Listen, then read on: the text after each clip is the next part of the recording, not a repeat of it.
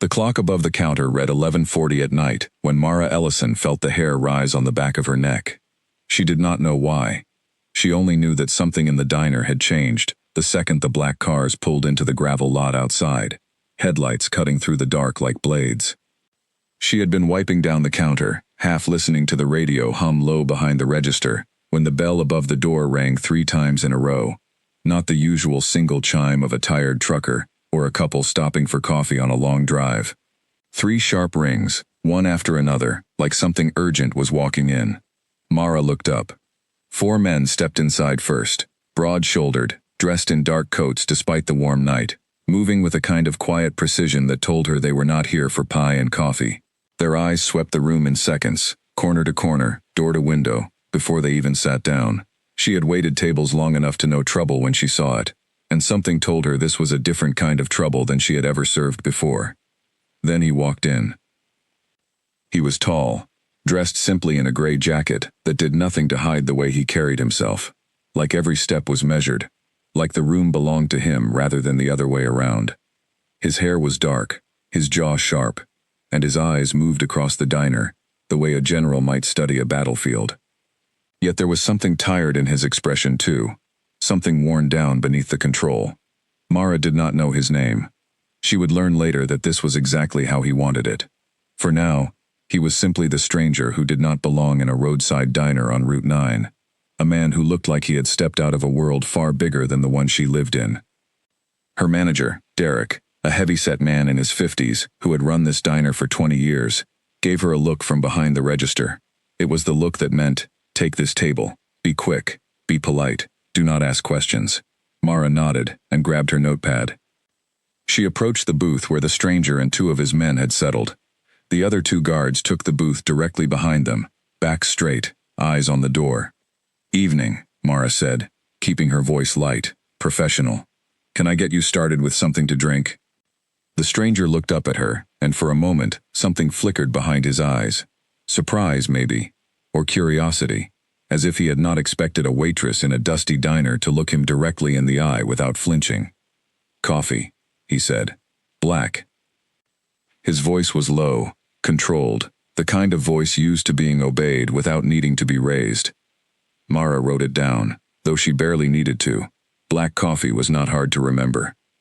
"And you?" she asked, turning to the man beside him. "Same," the guard muttered, not looking at her. She moved to the booth behind them and took similar orders, quick and quiet, and then made her way back to the kitchen, where Derek was already waiting with a frown on his face. "You know who that is?" he whispered, nodding toward the booth. "No idea," Mara said. "Should I?" "I don't know. But look at them. That's not normal money. Get their order right, and don't linger." Mara almost laughed. Derek always got nervous around anyone who looked like they might complain to corporate, though this diner did not belong to any corporation. It was just an old building with cracked vinyl booths and a jukebox that only half worked, sitting on the edge of a highway that led nowhere important. And yet, watching the stranger through the kitchen window, she felt a small twist of unease that had nothing to do with bad tips or complaints. She poured the coffee herself, careful not to spill a drop, and carried it out on a tray, along with 2 glasses of water for the men in the back booth. As she set the cup down in front of the stranger, their eyes met again, just for a second. "Thank you," he said quietly. It was such a small thing, 2 simple words, but there was a weight to how he said them, as if gratitude was not something that came easily to him, as if he was not used to saying thank you to anyone. "You're welcome," Mara replied, and turned to leave, but something made her pause. "Long drive?" "Something like that," he said. She nodded, and did not push further, though the tired lines around his eyes told her there was a much longer story hiding behind those 3 words. She had learned a long time ago not to ask customers about their lives. People came to diners like this one to be left alone, to eat in silence, to disappear for a while from whatever they were running toward, or running from. She respected that unspoken rule, even with strangers who wore expensive coats and moved like soldiers. Mara went back behind the counter and busied herself restocking napkins, though her eyes kept drifting toward the booth.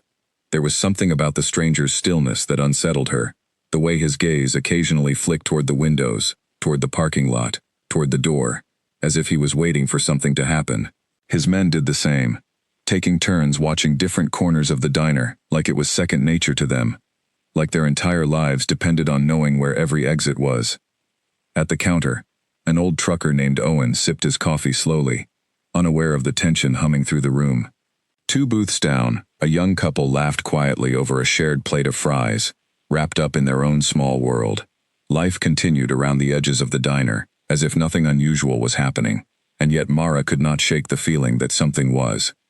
She refilled Owen's coffee, chatted with him for a moment about his route through 3 states, and laughed at his tired joke about diner coffee being stronger than gasoline. It was a small, normal moment, the kind she lived for during long shifts. But even as she smiled, part of her attention remained locked on the booth by the window. The stranger had not touched his coffee. He sat with his hands folded on the table, posture straight, eyes distant, as if his mind was somewhere else entirely, replaying something that had happened, or preparing for something that was about to. Mara glanced at the clock, 11:52. The diner would stay open until 2 in the morning, and normally by this hour, things slowed into a lull of quiet customers and half-empty booths. Tonight felt different. The air felt tighter, charged, like the stillness before a summer storm. She walked to the kitchen window to check on an order for the young couple, and when she returned, she noticed one of the guards near the door had shifted his stance, his hand resting near the inside of his coat, in a way that seemed almost too casual, too practiced. Something about it made her stomach tighten. She told herself she was imagining things. Long shifts did that sometimes, made a person see danger in shadows that were not really there. She had worked here for 2 years, ever since she dropped out of community college to help support her younger brother Callum, after their parents' accident left them with more bills than answers. She was used to being tired, used to seeing strange things at strange hours, truckers who talked to themselves, couples who argued in parking lots, men who drank too much and needed help finding their keys. This was just another strange night, she told herself, nothing more. And yet, as she walked past the stranger's booth again to refill water glasses, she noticed something that made her pause. Beneath the table, just barely visible, the toe of his boot tapped once against the floor, a small, controlled movement that did not match the rest of his stillness. It was the only sign that he was not as calm as he appeared, and for a brief moment, their eyes met again. There was something in his gaze that felt almost like a warning, though she could not explain why. As if he wanted her to walk away, to keep her distance, to stay safe.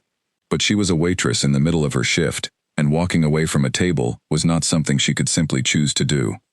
"More water?" she asked lightly, filling his glass before he could answer. "You don't have to keep checking on us," he said, his voice low enough that only she could hear. "It's my job," she replied simply. Something in his expression softened, just slightly, though his eyes remained watchful, scanning the room behind her, as if expecting trouble to walk through the door at any moment. "You should go back behind the counter," he said quietly. "Please."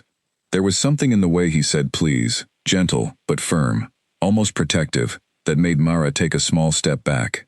She did not understand why a stranger she had just met would care where she stood in the diner, but something about his tone made her listen. "All right," she said, and walked back toward the counter, glancing over her shoulder once before disappearing behind it.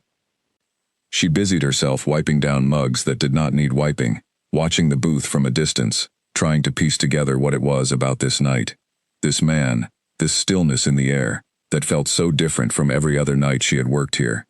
She thought about asking Derek if he recognized any of them, though something told her even Derek's nervous instincts would not have an answer. Outside, one of the black cars idled in the lot, its headlights casting long shadows across the gravel, and through the window, Mara could just make out the shape of another man standing near it, watching the diner entrance with the same careful stillness as the guards inside. She had no way of knowing that the man she had just served coffee to carried the weight of an entire hidden world on his shoulders, a world of power and danger, far beyond anything she could imagine. She only knew that something about tonight felt different, and as the clock ticked past midnight, she found herself watching the door, waiting, without quite knowing what she was waiting for. The diner grew quieter as the young couple finished their meal and left, the bell above the door ringing softly behind them. Owen the trucker paid his bill and shuffled out to his rig, waving goodbye with his usual tired smile. Slowly, The diner emptied until only a handful of customers remained, most of them regulars, who came in for the late-night quiet rather than the food. Mara wiped down another table, her eyes flicking again and again toward the booth by the window, where the stranger sat as still as ever, his coffee now cold and untouched in front of him. She wondered what kind of life led a man to sit so perfectly still, so perfectly alert, in a diner that most people would consider unremarkable. She did not know that somewhere out in the dark, beyond the reach of the diner's flickering lights, a car had pulled quietly to a stop along the shoulder of the highway, its engine cut, its headlights dark. She did not know that inside that car sat a man with a weapon resting across his lap, watching the diner windows with cold, patient eyes, waiting for the right moment. All Mara knew was that the night felt heavier than it should, that the stranger's eyes held secrets she could not begin to guess, and that somewhere deep inside her, a quiet voice was telling her to stay alert, to pay attention, because something was coming. She had no idea how right that feeling would turn out to be. His name was Cale Draven, though nobody in the diner would ever hear him say it out loud that night. To the world beyond this quiet stretch of highway, he was known by a very different title, one that carried weight in places most people never even knew existed. He was the ruler of a hidden nation, a leader whose word could move armies, whose presence commanded silence, in rooms filled with the most powerful men and women alive. But none of that mattered here. Tonight, he was simply a tired man in a gray jacket, trying to disappear into the background of an ordinary diner. 3 weeks earlier, an attempt had been made on his life. It happened during a quiet gathering meant to celebrate a treaty between two long-feuding territories, a peaceful evening that turned into chaos in the space of a single heartbeat. He had survived, but two of his closest guards had not been so fortunate, and the memory of that night still sat heavy in his chest, a weight he carried everywhere he went now, even into a diner on Route 9. His advisors had insisted he travel quietly, away from his usual territory, until the people responsible for the attack could be found and dealt with. Cale had resisted at first. Running felt like weakness, and weakness was something he could not afford to show, not as a leader, not as a symbol to those who depended on him. But eventually, he had agreed, understanding that his death would leave far more damage behind than his temporary absence ever could.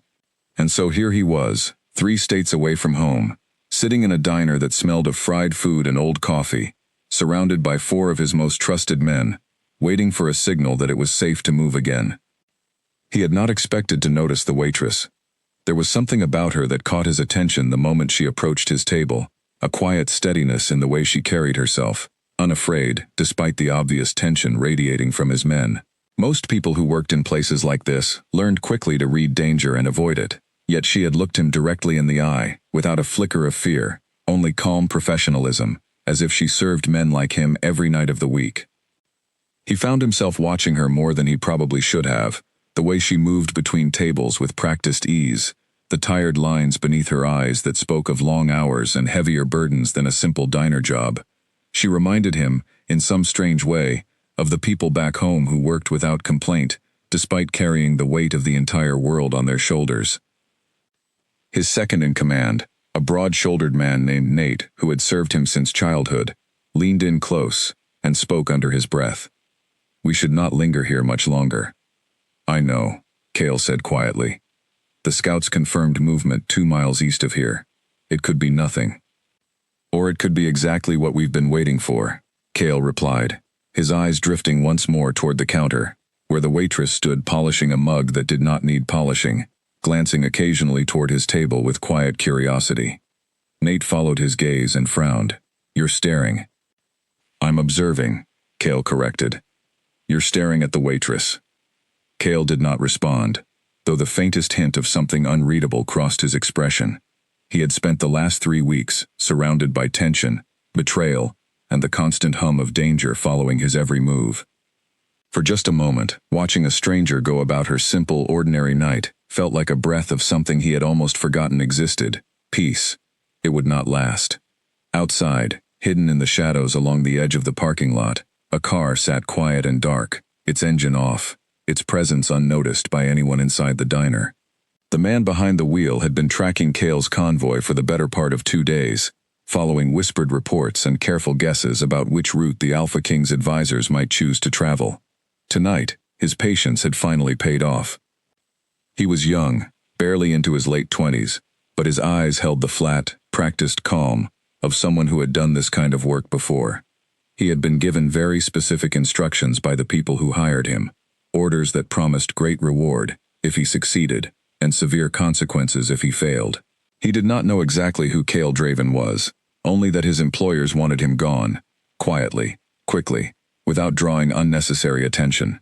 He watched the diner windows for a long while, counting the guards, marking their positions, studying the layout of tables and booths through the glass. He noted where Cale sat, near the window on the far side, flanked by 2 men, with 2 more near the door. It would not be an easy shot, not with so many trained eyes watching every movement. But the young man had planned for this. He had a plan that did not rely on getting close. All he needed was one clean line of sight, one brief moment when the guard's attention wavered, and it would be over before anyone even understood what had happened. Inside the diner, Mara refilled a nearly empty sugar dispenser near the counter, humming quietly along with the radio, unaware of the eyes watching from the darkness outside.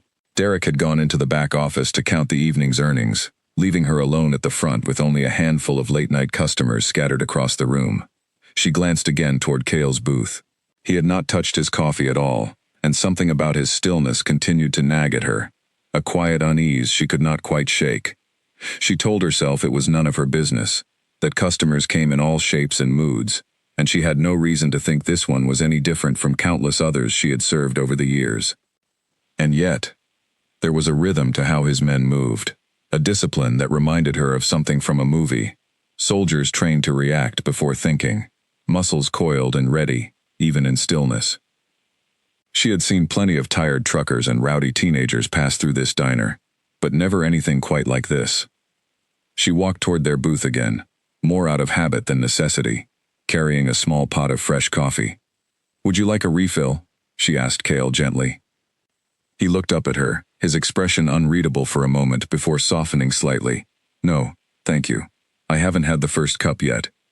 Mara glanced at his untouched mug and smiled faintly. "Guess you're not much of a coffee person." "Not tonight," he admitted.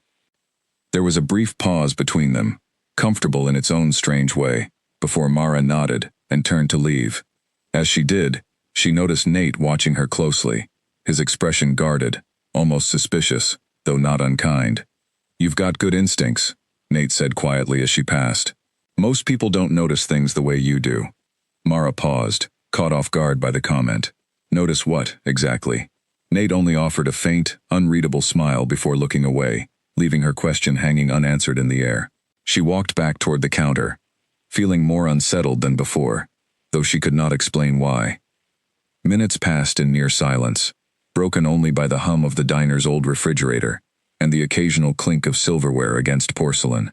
Cale's eyes drifted repeatedly toward the windows, then toward the door, then back toward Mara, as if some part of him could not stop tracking her movements, even while his mind clearly remained occupied with far heavier concerns. At the far end of the counter, an elderly woman named Grace sipped her tea slowly, unaware of the storm quietly building around her. She had been coming to this diner every Thursday night for years, ever since her husband passed, finding comfort in its familiar routine. Tonight, she chatted briefly with Mara about her grandchildren, her voice warm and easy, a small pocket of normalcy amid the growing tension in the room. Mara smiled and nodded along, though her attention kept drifting back toward the booth by the window, toward the stillness that refused to settle no matter how many times she told herself it was nothing. Outside, the young man in the car finally made his decision. He stepped out quietly, moving along the edge of the parking lot, keeping low, keeping to the shadows cast by the diner's flickering sign. He circled around toward the side of the building, where a narrow gap between the dumpster and the wall gave him a clear view through the side window, directly toward the booth where Cale sat. He crouched low, steadying his breathing, reaching slowly into his coat. Inside, Mara refilled Grace's teacup, laughing softly at something the older woman said about her youngest grandson's first day of school. The warmth of the moment lingered for just a few seconds longer, the last quiet breath before everything in the diner would change. She did not know that outside, in the darkness beyond the glass, a weapon was being prepared. She did not know that the stranger she had served coffee to carried secrets and dangers far beyond anything she could imagine. All she knew was the quiet hum of the diner around her, the warmth of familiar routine, and the strange, persistent feeling that something was about to break. She glanced one more time toward Cale's booth, meeting his eyes across the room for just a moment, before turning back toward the counter, unaware that within minutes, instinct alone would decide what happened next. The clock behind the counter read 12:17, when Mara noticed the strange quiet settling over the diner, a stillness that seemed to press against her ears, like the moment before thunder. She busied herself stacking clean plates, trying to shake the feeling, but her eyes kept drifting toward the window near Cale's booth, toward the darkness beyond the glass, where the parking lot lights flickered weakly against the night. Grace, the elderly woman at the counter, continued chatting warmly about her grandson's soccer game, and Mara nodded along, offering small replies, though her attention had become divided between the conversation in front of her and the tension radiating from the booth across the room. "You seem distracted tonight, dear," Grace said kindly, noticing Mara's wandering gaze.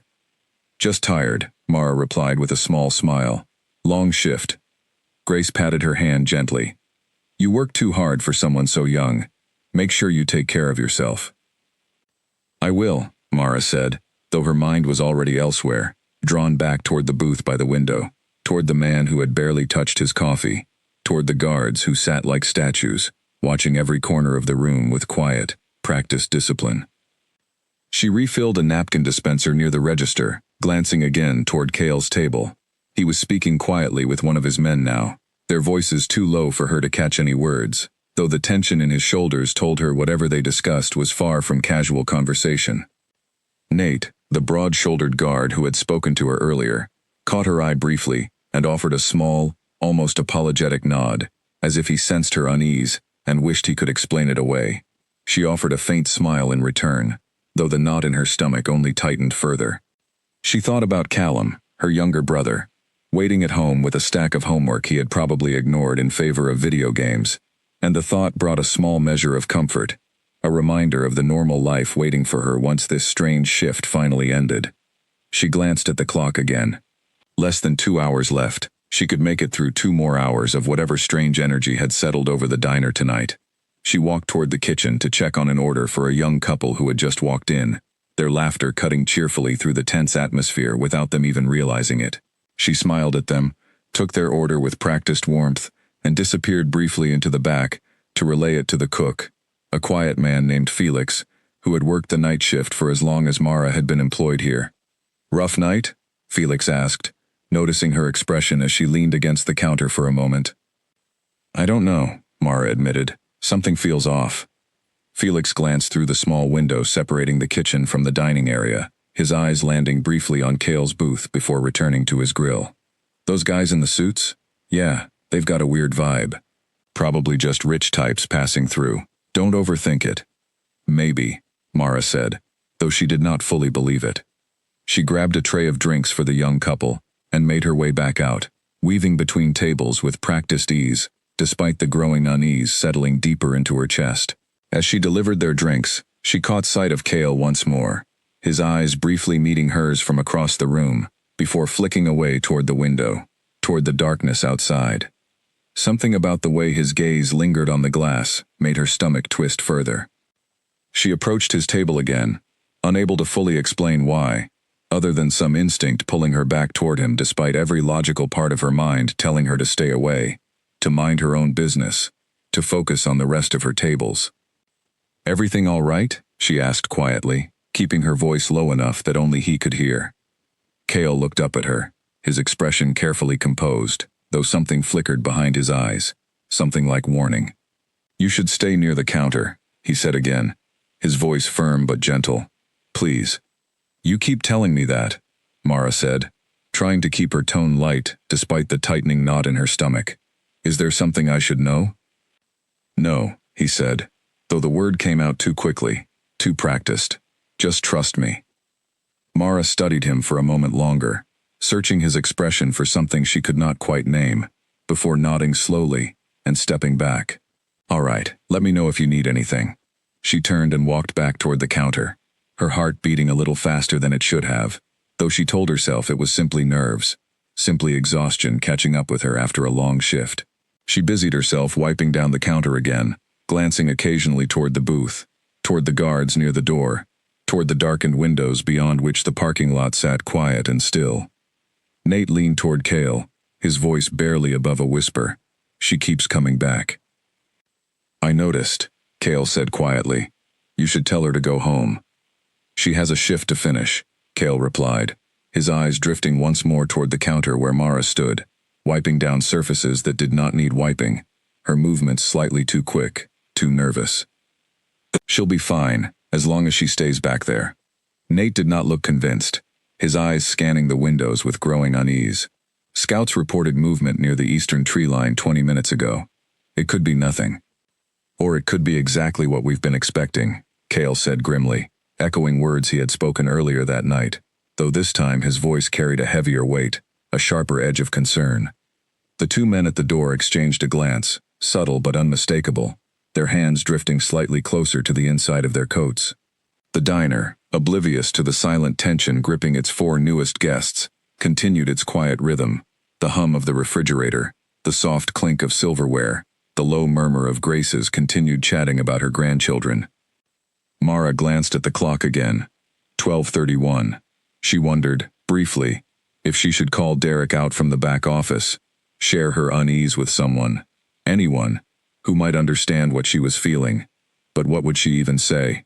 That a table of well-dressed strangers made her nervous? Derek would laugh and tell her to focus on her tables. She poured herself a small cup of water and took a slow sip, trying to calm the strange restlessness building inside her chest.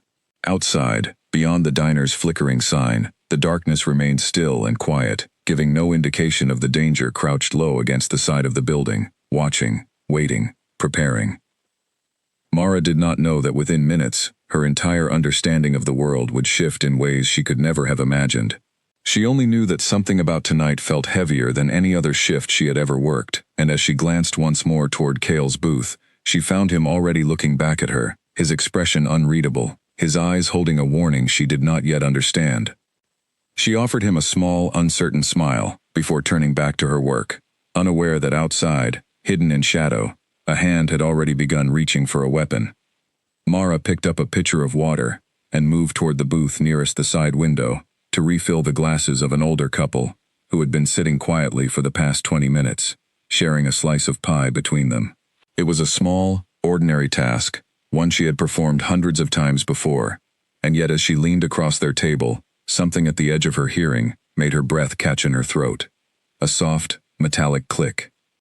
It was faint, almost lost beneath the hum of the refrigerator and the low murmur of conversation, but Mara's ears caught it clearly, and every instinct in her body recognized the sound immediately, even though she had never heard it in real life before. Only in movies, only in stories. It was the unmistakable sound of a safety switch being released.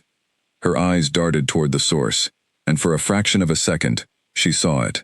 A shape crouched just outside the side window, barely visible beyond the reflection of the diner's interior lights. Something metallic, catching a brief glint from the overhead fixtures. Her mind raced, piecing together the fragments of unease she had felt all night, the stillness of Cale's guards, the way he had told her twice to stay near the counter, the tension that had settled over the diner like a held breath. It all connected in an instant, faster than conscious thought could follow, faster than fear could catch up. There was no time to shout a warning, no time to think through the consequences, no time to consider her own safety.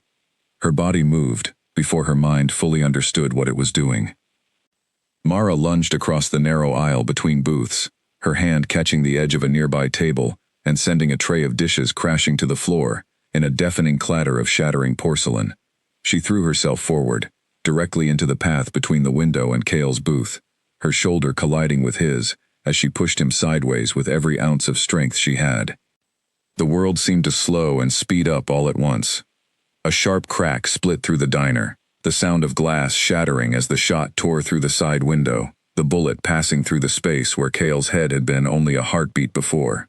Mara felt a searing line of pain streak across her upper arm as she and Cale tumbled together against the booth, the impact knocking the air from her lungs. Screams erupted around the diner.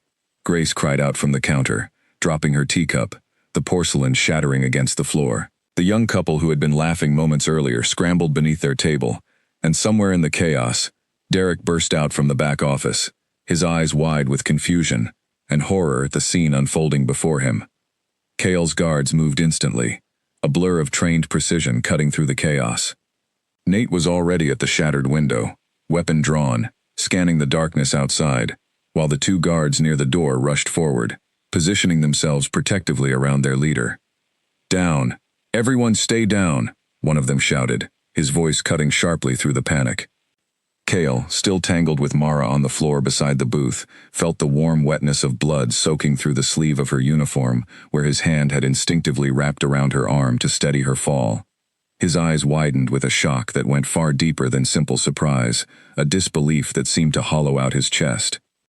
"You're hurt," he said, his voice rough, urgent, as he pulled her upright against the booth, his hands moving carefully, but quickly, to assess the wound along her arm. "I'm fine," Mara gasped, though the pain radiating from the graze along her shoulder told a different story.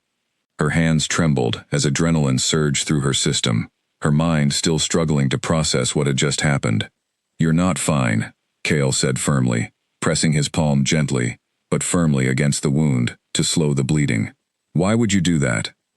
Mara stared at him, her breath coming in short, shaky gasps, her own actions still a blur even to herself.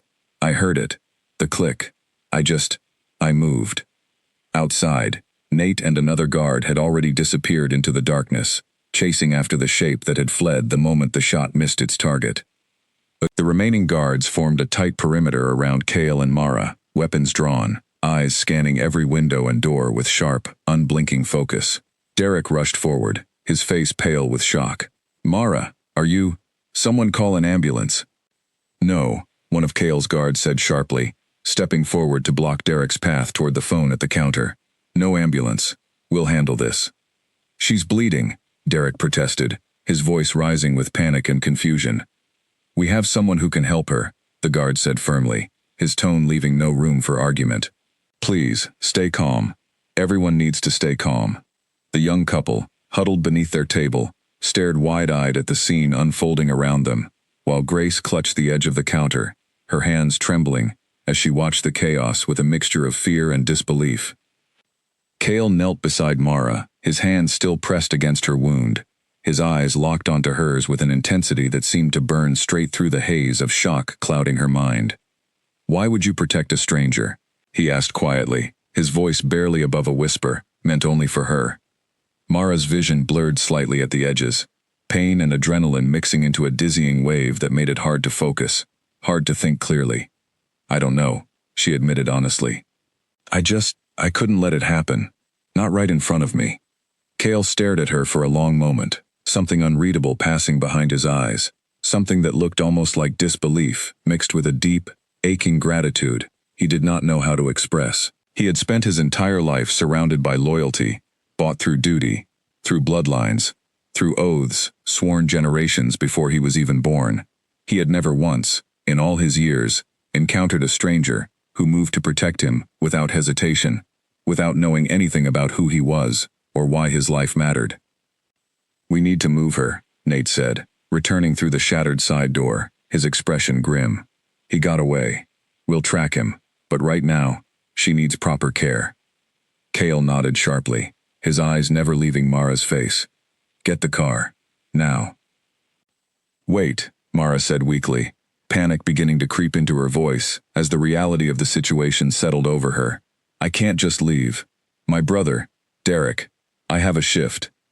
"You've done enough tonight," Cale said gently, though firmly, his hand still steady against her wound.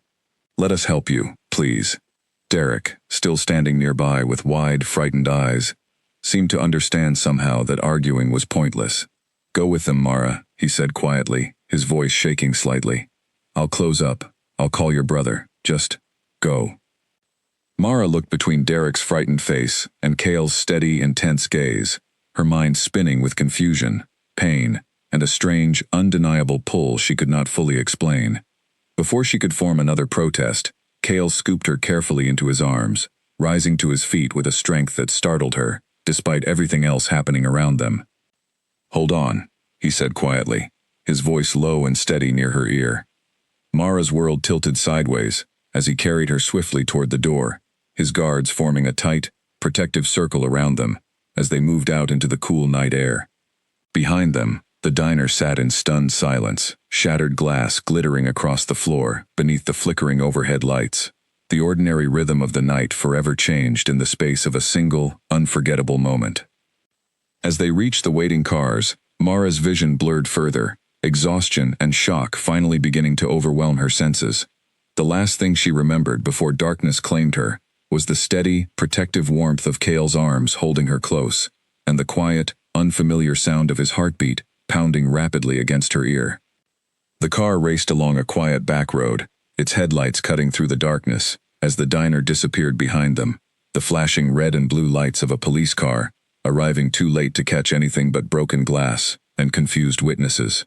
Inside the vehicle, Cale held Mara steady against his chest, his hand pressed firmly over the wound on her arm, his eyes fixed on the road ahead, with an intensity that made the driver push the engine harder than usual. "How is she?" Nate asked from the front seat, glancing back with concern etched across his usually composed features. "Breathing steady," Cale replied, his voice tight with restrained urgency. "But she needs proper attention soon." "The safe house is 20 minutes out," the driver said. "I've already alerted them. Someone will be ready." Cale nodded, though his focus remained entirely on Mara, on the pale color draining from her face, on the way her breathing had grown shallow and uneven since the adrenaline of the moment had worn off, leaving only pain and exhaustion behind. He found himself gently brushing a strand of hair away from her forehead, an action so small and instinctive that he barely registered doing it until Nate's eyes caught the movement from the mirror. Nate said nothing, though his expression shifted slightly, a flicker of quiet understanding passing behind his gaze. The 20 minutes felt like hours, the tension inside the car thick and heavy, broken only by the low hum of the engine and the occasional crackle of a radio relaying updates from the guards, still searching the woods near the diner for any trace of the shooter. They found nothing but a discarded shell casing and tire tracks leading away into the dark countryside, the attacker vanishing as quickly and quietly as he had appeared. When the car finally turned down a long, hidden driveway leading to a large, secluded house tucked behind a wall of trees, Cale felt a small measure of relief settle over him. The safe house, though modest in appearance from the outside, was equipped with everything necessary to handle emergencies precisely like this one. A woman named Ivy, calm and efficient, met them at the door, immediately taking charge of Mara's care with the practiced ease of someone who had handled far worse injuries than a graze along the arm. She led them into a quiet room at the back of the house, instructing Cale to lay Mara gently onto a bed, prepared with clean linens and medical supplies already arranged nearby. "She'll be fine," Ivy said after a quick examination, cleaning and dressing the wound with gentle, efficient hands. "It's shallow, more shock than serious damage. She'll need rest, but she should recover quickly." Cale exhaled slowly, relief washing over him in a wave he did not fully understand the depth of. He had faced war, betrayal, and loss throughout his life, hardened by years of leadership and responsibility. Yet the fear that had gripped him during those 20 minutes in the car felt unlike anything he had experienced before. "Thank you," he said quietly to Ivy, who only nodded, sensing there was more to this situation than a simple injury. He remained by Mara's bedside as she drifted in and out of consciousness, her brow furrowed occasionally with pain or confusion, her hand twitching slightly, as if searching for something solid to hold on to. Without thinking, Cale reached out and gently took her hand in his, offering what quiet comfort he could as she slept. Nate entered quietly sometime later, his expression grave. "We've confirmed it. The shooter was hired. Professional, but not one of ours. Someone paid him to be there tonight." "The same people from 3 weeks ago?" Cale asked, his jaw tightening. "Likely," Nate said. "We're working on tracing the connection now." Cale's grip tightened slightly around Mara's hand, as anger and frustration simmered beneath his controlled exterior. "She almost died because of this. Because of me." "She's alive," Nate said firmly. "Because of her own instincts, and because we got her help quickly. Don't carry guilt that isn't yours, alone to bear." Cale did not respond, his eyes fixed on Mara's sleeping face, the quiet rise and fall of her breathing, offering him a strange, unfamiliar comfort amid the storm of anger and fear churning inside him. Hours passed before Mara finally began to stir, her eyelids fluttering open slowly as consciousness returned in hazy, uneven waves. The unfamiliar room around her came into focus gradually. Soft lighting, clean walls, an atmosphere far removed from the chaos of the diner she remembered. "Where?" she began, her voice hoarse and confused. "You're safe," Cale said gently, his voice the first thing to fully anchor her back to reality.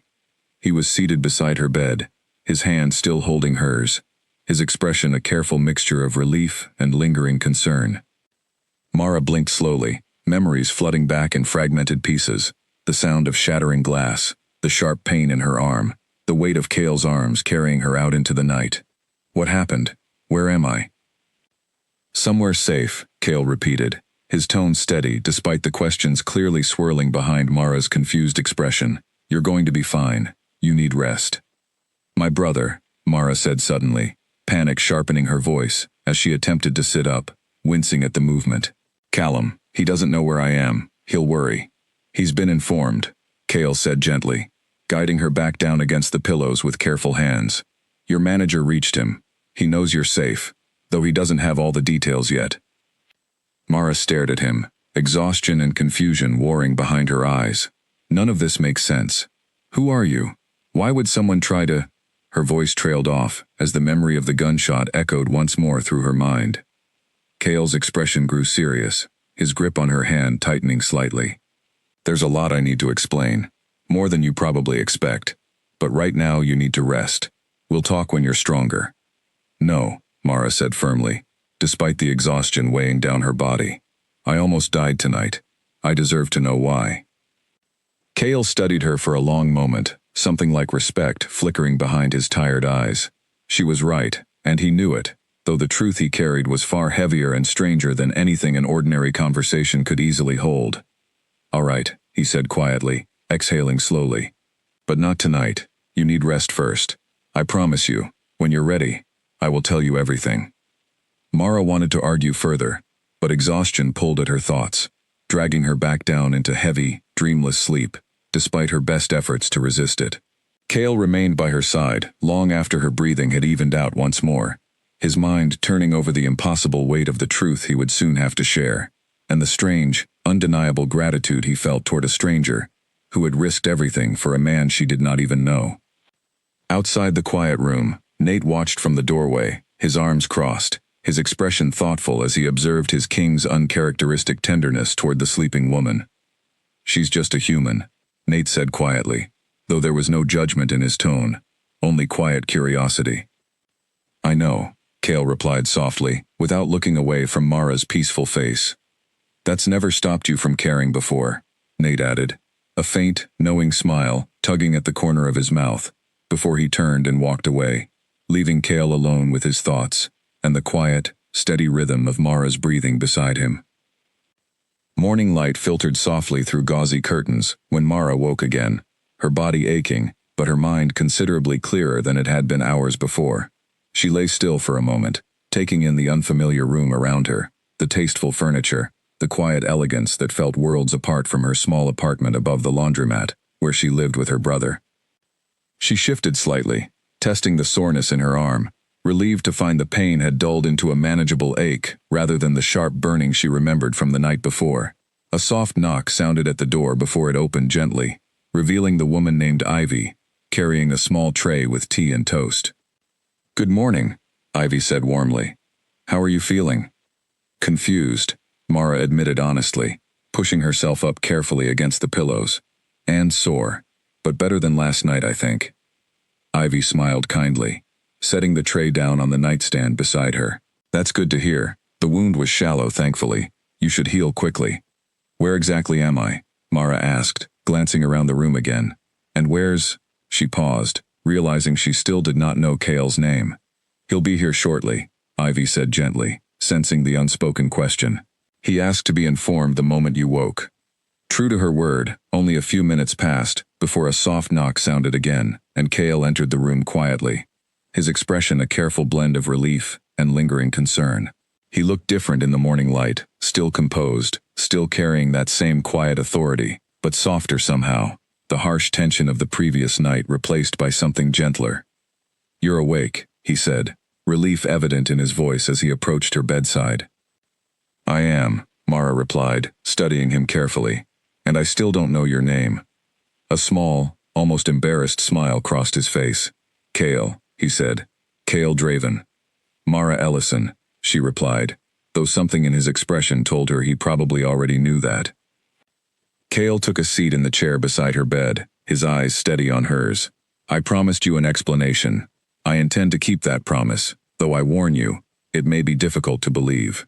Mara straightened slightly, curiosity and lingering unease mixing together in her chest. "Try me. After last night, I think I can handle a lot." Cale studied her for a long moment, weighing his words carefully, before finally speaking. "What you witnessed last night was an assassination attempt, not the first one. 3 weeks ago, someone tried to kill me during a peace gathering between 2 territories under my authority. 2 of my guards did not survive that night." Mara's breath caught slightly. "Your authority? What territories? Are you some kind of politician?" "Something like that," Cale said carefully. "Though the world I lead exists mostly hidden from ordinary human awareness." Mara frowned, confusion deepening. "Hidden how?" Cale hesitated, choosing his next words with obvious care. "There are people in this world, Mara, who are not entirely human. Families, bloodlines, entire communities, who have lived quietly alongside humanity for centuries, hidden by necessity, by tradition, by the simple fact that revealing our existence would create chaos neither side is prepared to handle." Mara stared at him, waiting for some sign that this was an elaborate joke, some twist that would make sense of his words. When none came, she found her voice, tight with disbelief. "Are you saying you're not human?" "Yes," Cale said simply, holding her gaze steadily. "I lead a nation of people descended from ancient bloodlines, capable of transforming into another form entirely. My people call it the wolf blood. Others might call it something closer to legend." Mara laughed, a short, disbelieving sound. "You're joking." "I'm not," Cale said quietly, his expression entirely serious. "I understand this is difficult to accept, but everything that happened last night, the attack, the men who serve me, the reason I insisted you stay near the counter, all of it stems from a world far larger and stranger than the one you know." Mara studied him carefully, searching his face for any hint of deception, any sign that this was some elaborate manipulation. But his eyes held only quiet sincerity, the same steady calm she had noticed the moment he walked into the diner the previous night. "Prove it," she said finally, her voice steadier than she expected. Cale hesitated only briefly before nodding. He rose from his chair, moving toward the window, his back to her for a moment, before he turned again, his eyes shifting subtly, the color deepening into something far more intense, almost golden, unnatural, in a way that sent a shiver down Mara's spine. "That's," she started, her voice trailing off in disbelief. "There's more," Cale said quietly, "but I won't show you all of it here, not until you're ready. I only wanted you to see enough to understand that what I'm telling you is the truth." Mara sat in stunned silence, her mind racing to reconcile everything she thought she understood about the world with the impossible reality now sitting calmly before her. "Why tell me any of this?" she finally asked. "Why not just let me believe you're some wealthy stranger and send me on my way?" Cale's expression softened, something vulnerable flickering behind his otherwise composed demeanor. "Because you saved my life without knowing anything about me. You risked everything for a stranger, and among my people, that kind of selflessness carries a weight I cannot simply dismiss. I owe you the truth, Mara. Whatever else happens, you deserve that much." Mara absorbed his words slowly, the weight of everything settling heavily over her. Though beneath the shock and disbelief, something steadier began to take root, a quiet acceptance she could not quite explain. "This is a lot to take in," she admitted. "I know," Cale said gently. "Take whatever time you need. I'm not asking you to understand everything immediately. I only ask that you trust I mean you no harm, and that everything I've told you is true." Mara studied him for a long moment, the memory of his steady arms carrying her from danger, the gentle way he had cared for her through the night, the quiet sincerity in his voice even now as he revealed a truth most people would never believe. Slowly, despite every rational instinct telling her this should feel impossible, she found herself nodding. "Okay," she said quietly. "I believe you." Cale's shoulders relaxed slightly, relief washing over his expression. "Thank you," he said softly. Outside the room, unseen by either of them, Nate stood quietly by the doorway, having overheard the entire conversation. His expression carried a complicated mixture of concern and cautious hope, aware that whatever had begun between his king and the human waitress from a roadside diner was only the beginning of a much longer, far more complicated story, still waiting to unfold.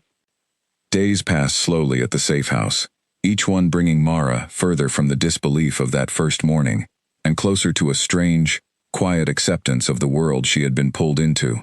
Her wound healed steadily under Ivy's careful attention, the soreness fading into a faint pink scar that would remain as a permanent reminder of the night everything changed.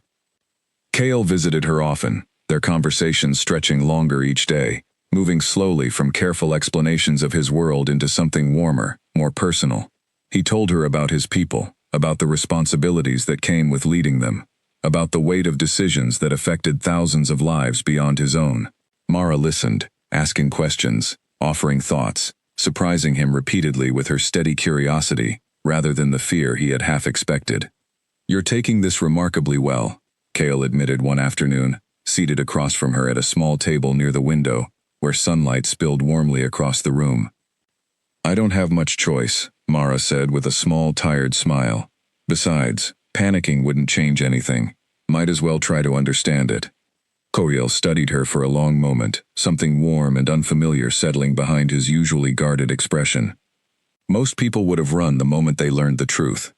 "I'm not most people," Mara replied simply, meeting his gaze without hesitation. "No," Cale agreed quietly. "You're not." Their conversations continued over the following days, weaving between lighter subjects and heavier truths.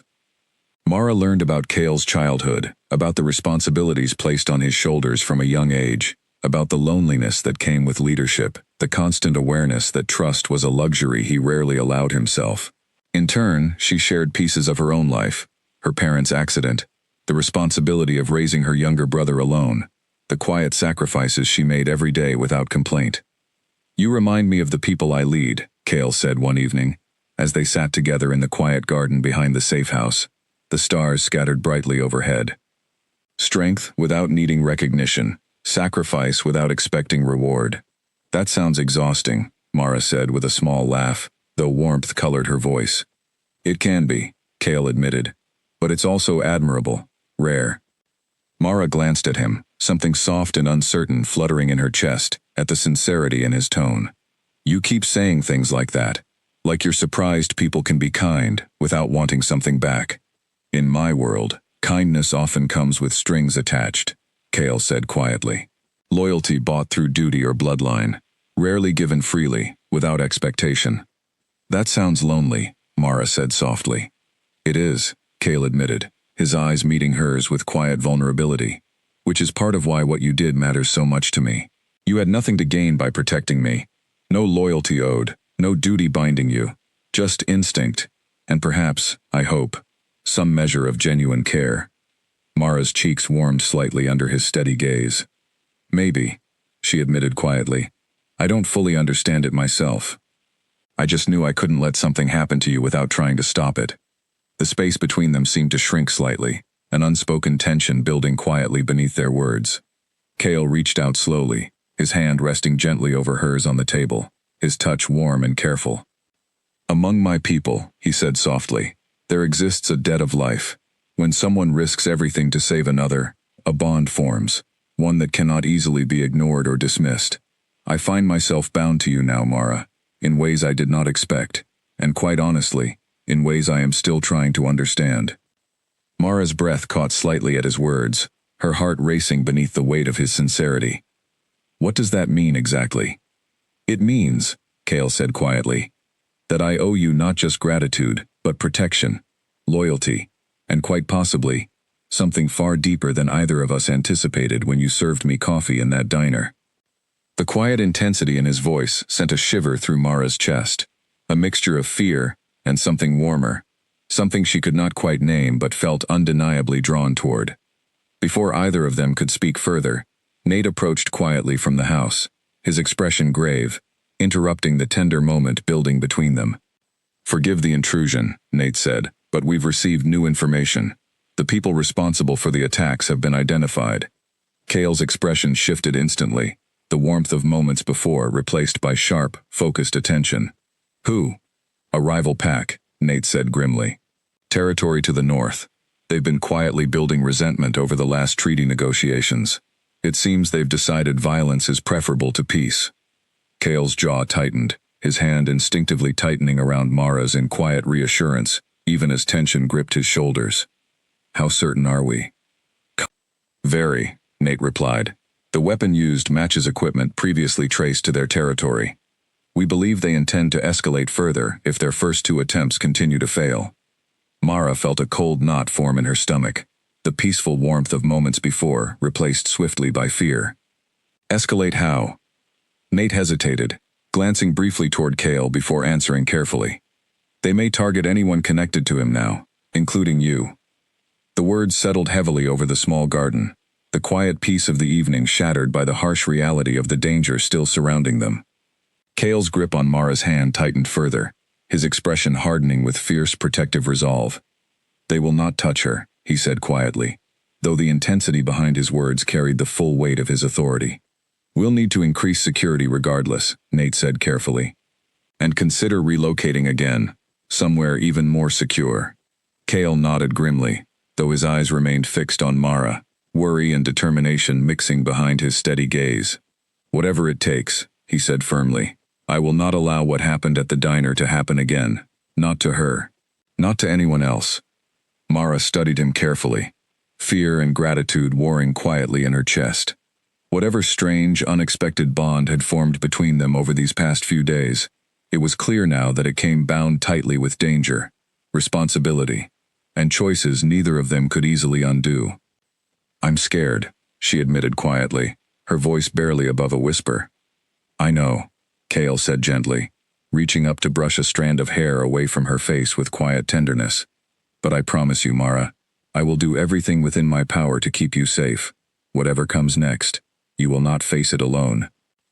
The stars overhead remained steady and silent, indifferent witnesses to the quiet vow forming between them, a promise built from gratitude, fear, and the fragile, unexpected beginnings of something far deeper neither of them had anticipated when their paths first crossed inside a quiet roadside diner. Within 2 days, the household had relocated to a larger, more heavily guarded property, nestled deep within private land, surrounded by tall trees, and a perimeter far more difficult for any outsider to breach unnoticed.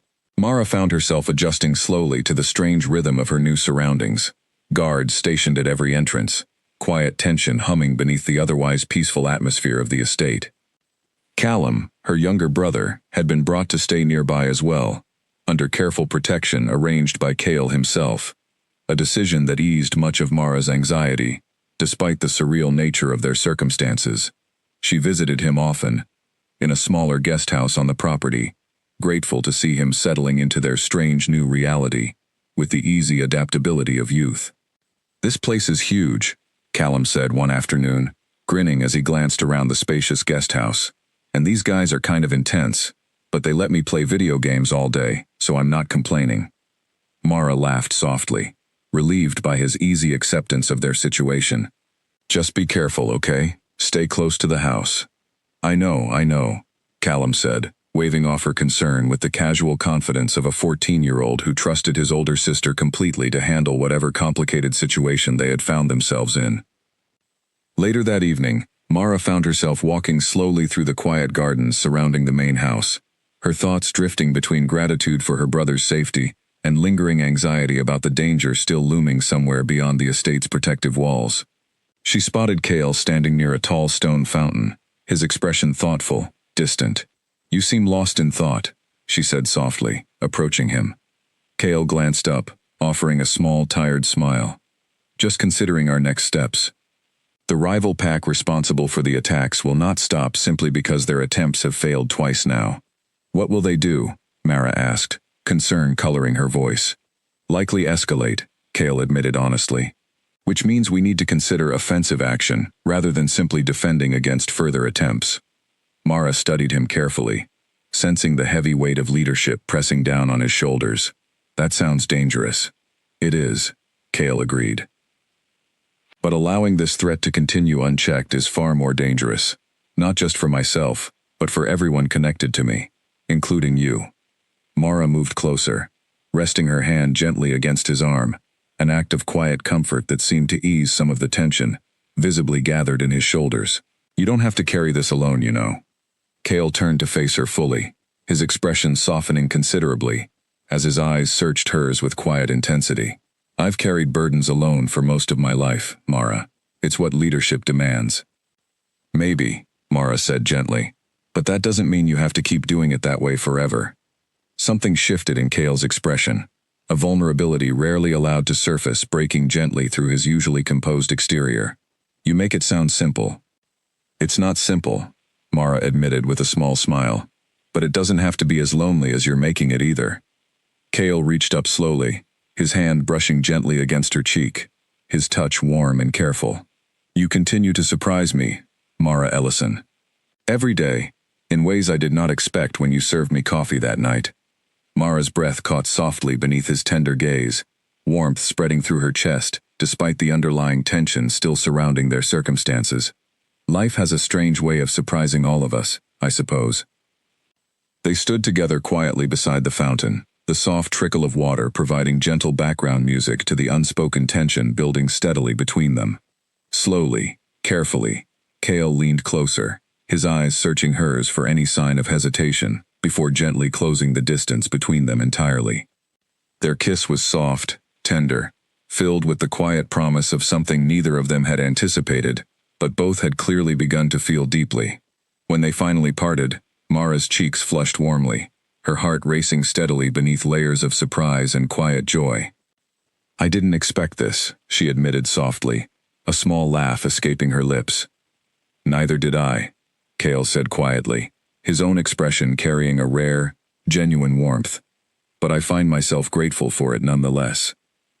Their quiet moment was interrupted gently by the sound of footsteps approaching, Nate emerging from the house with a carefully neutral expression, though his eyes flickered briefly with quiet amusement at catching the tender scene before him.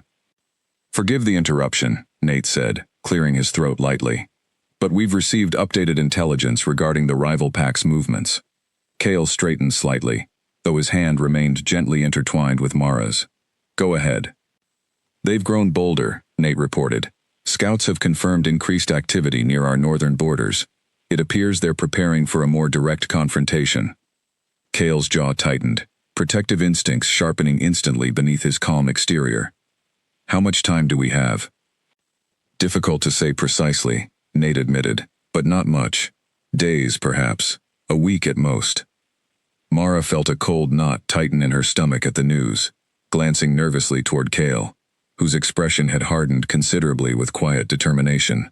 What happens now? Now, Kale said firmly, we prepare. Whatever confrontation comes, I intend to ensure it ends decisively, and that everyone under my protection remains safe.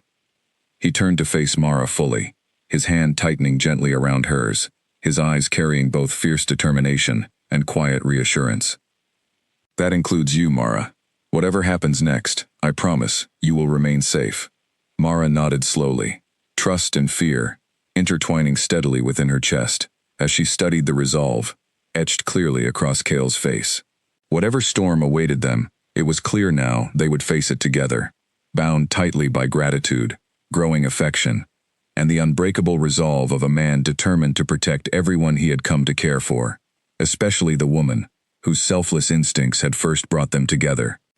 3 days later, the quiet tension surrounding the estate shattered abruptly when Nate burst into the main house, his expression tight with urgency. They've moved, he announced sharply. A convoy crossed into our territory an hour ago. They're heading straight for us. Kale rose immediately from his seat, his entire demeanor shifting into sharp, commanding focus. Numbers? At least 20, Nate reported. Possibly more, hidden in reserve. Get everyone into the secure wing, Kale ordered firmly. Mara and her brother first. Mara, who had been sitting nearby, felt her heart lurch sharply at the sudden shift in atmosphere. What's happening? They're here, Kale said grimly, turning to face her, his expression a careful balance between fierce determination and quiet concern. "I need you to stay safe, Mara. Please." "What about you?" Mara asked, panic rising sharply in her chest. "I have to face this," Kale said firmly. "If I hide, they'll simply come back stronger next time. This ends tonight." Mara wanted to argue, wanted to insist he stay back, protected, safe, but the resolve etched clearly across his face told her this was not a decision open for negotiation. Instead, she reached out, gripping his hand tightly. "Please be careful." Kale's expression softened slightly, despite the tension gripping the room. "I will," he promised quietly, before turning back toward Nate. "Move quickly. I want the perimeter secured before they arrive." The estate transformed rapidly into a scene of controlled chaos, guards moving swiftly into defensive positions. Callum ushered quickly into the secure wing alongside Mara, both of them watching anxiously through reinforced windows as preparations continued outside. "Is this really happening?" Callum asked quietly, his earlier confidence replaced by genuine fear. "It's going to be okay," Mara said, though her own voice trembled slightly with uncertainty. "Kale knows what he's doing." Outside, the distant sound of engines grew steadily louder, headlights cutting through the darkness as the rival convoy approached the estate's outer perimeter. Kale stood at the front steps, flanked by Nate and a dozen heavily armed guards, his posture rigid with quiet authority, despite the danger steadily approaching. The convoy halted a short distance away, and from the lead vehicle emerged a tall man with cold, calculating eyes, flanked by several guards of his own. Kale recognized him immediately. "Derek," Kale said evenly, his voice carrying clearly across the tense silence between them. "I wondered when you would show yourself directly, rather than hiding behind hired hands." Derek smiled coldly. "Patience has never been my strongest virtue, Draven. Though I admit, your continued survival has been inconvenient." "You've made 2 attempts on my life," Kale said, his voice hardening. "Both failed. I suggest you consider whether a 3rd attempt is truly worth the cost."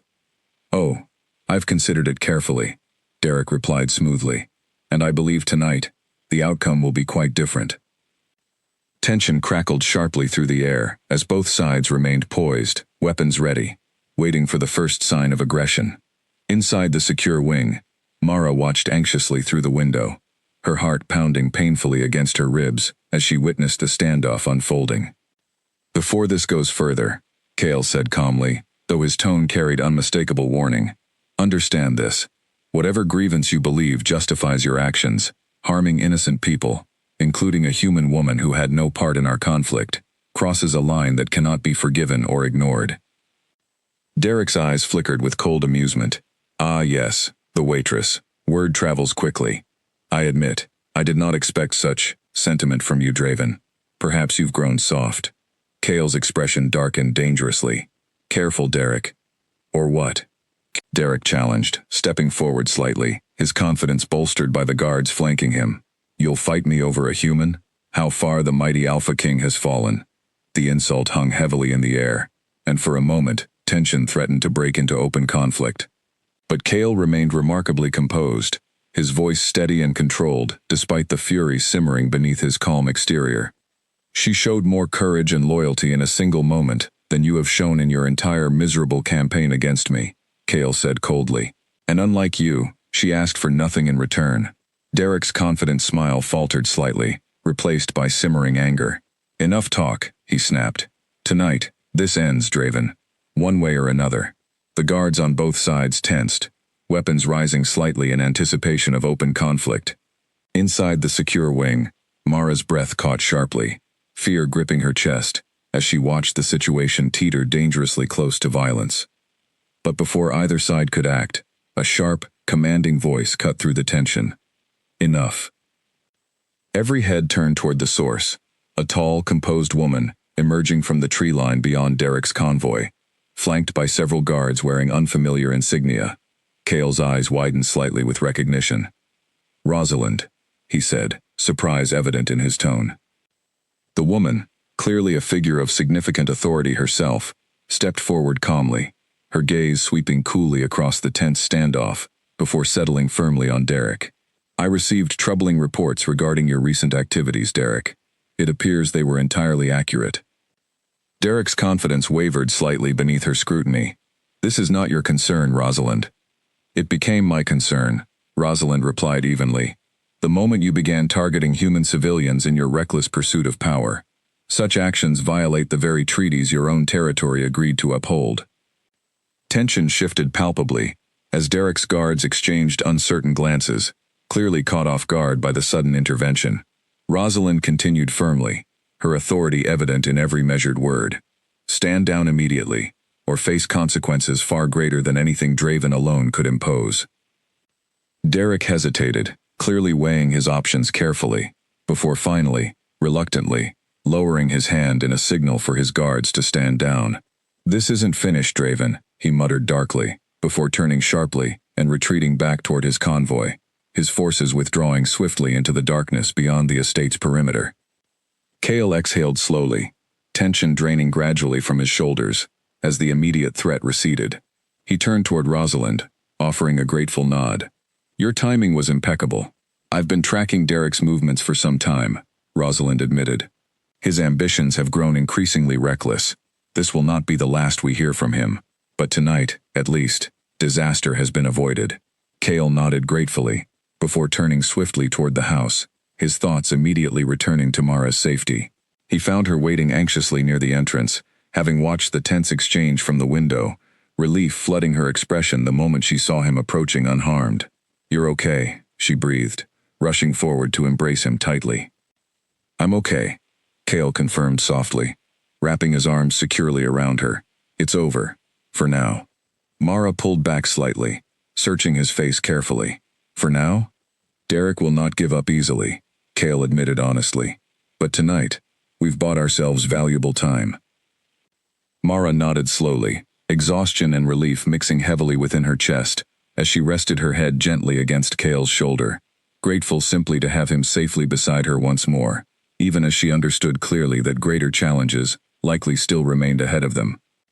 Weeks passed following the tense confrontation, and though Derek's forces remained quiet, careful watch continued along the estate's borders, a wary peace settling gradually over the household. Mara found herself adjusting more fully into the rhythms of Kale's world, no longer simply a guest within his protection, but someone whose presence had woven itself steadily into the fabric of his life and leadership. Callum thrived within the estate, his easy nature winning over even the most reserved of Kale's guards, who found themselves teaching him small skills, sharing quiet jokes, treating him increasingly like family, rather than an outsider under temporary protection. Mara watched her brother's happiness with quiet gratitude, relieved to see him settling so naturally into their strange new circumstances. One evening, Kale requested Mara join him in the estate's grand hall, a request that carried an unusual formality compared to their now familiar, comfortable routine. Curious and slightly nervous, Mara dressed carefully and made her way toward the hall, finding it transformed with soft lighting and quiet elegance. Nate and several other guards standing respectfully near the entrance. "What's going on?" Mara asked, glancing around with growing curiosity. Kale stood near the center of the hall, dressed formally, his expression carrying a rare, unmistakable nervousness beneath his usually composed exterior. "There's something important I need to discuss with you," he said quietly, approaching her carefully. "That sounds serious," Mara said, a small, nervous laugh escaping her lips. "It is," Kale admitted, taking her hands gently in his own. "Mara, since the night you saved my life without hesitation, without knowing anything about who I was, or the danger surrounding me, I have found myself drawn toward you in ways I never anticipated. You have shown courage, kindness, and strength that continues to humble me daily." Mara's heart raced steadily beneath his tender gaze, warmth spreading through her chest, as she listened carefully to his words. "Kale, among my people," Kale continued, his voice steady, despite the emotion clearly evident beneath his calm exterior, "there exists a tradition far older and more significant than simple courtship. A public claiming, binding two people together not just through affection, but through protection, loyalty, and shared destiny." Mara's breath caught sharply, understanding dawning slowly, as Kale knelt gently before her, his eyes never leaving hers. "Mara Ellison, I wish to claim you formally as my mate. binding your safety and your future securely to mine, ensuring that no threat, no danger, no enemy will ever again have the chance to harm you or those you love without facing the full weight of my protection and authority. Tears gathered gently at the corners of Mara's eyes, overwhelmed by the sincerity and depth of his words. Kale, I don't know what to say. Say only what your heart truly feels, Kale said softly, his own emotions evident beneath his steady composure. Whatever your answer, know that my gratitude and respect for you remain unwavering. Mara studied him carefully, memories flashing quickly through her mind. The tension of that first night in the diner, the fear and uncertainty of learning the truth about his world, the quiet, steady warmth that had grown steadily between them despite everything working against it. She thought of her brother's safety, of the strange, unexpected sense of belonging she had found within this new, complicated world. Yes, she said finally, her voice steady, despite the emotion clearly evident. Yes, Kale, I accept. Relief and joy flooded Kale's expression as he rose swiftly, gently cupping her face within his hands, before leaning forward to kiss her tenderly. The quiet hall around them, erupting softly into gentle applause from the guards witnessing the moment. Nate approached afterward, a genuine, warm smile spreading across his usually composed features. Congratulations, he said sincerely. Both of you deserve this happiness. Thank you, Nate, Kale said warmly, gratitude evident in his voice, for your loyalty and your patience these past weeks. Later that evening, Mara stood quietly beside Kale on the estate's balcony, gazing out over the peaceful grounds below, the tension and danger of previous weeks finally settling into something calmer, steadier. Do you think Derek will try again? Mara asked softly, resting her head gently against Kale's shoulder. Likely, Kale admitted honestly, but he will find us far stronger now, united rather than divided. Whatever comes, we will face it together. Mara smiled softly, comforted deeply by the steady warmth of his presence beside her. Together, she echoed quietly. Kale wrapped his arms securely around her, pressing a gentle kiss against the top of her head as they stood quietly beneath the vast, star-filled sky. The promise of challenges still ahead, tempered gently by the unshakable bond now firmly established between them. What had begun as a single, instinctive act of courage inside a quiet roadside diner had transformed slowly into something far greater, a bond built from gratitude, trust, and genuine love, strong enough to weather whatever storms still waited on the horizon. And as Mara stood there, safe within Kale's arms, she understood clearly that whatever dangers or challenges the future still held, she would never again face them alone. She had found not just safety, but purpose, belonging, and a love she had never imagined possible when she first poured coffee for a tired, quiet stranger who had walked unexpectedly into her simple, ordinary life. The end.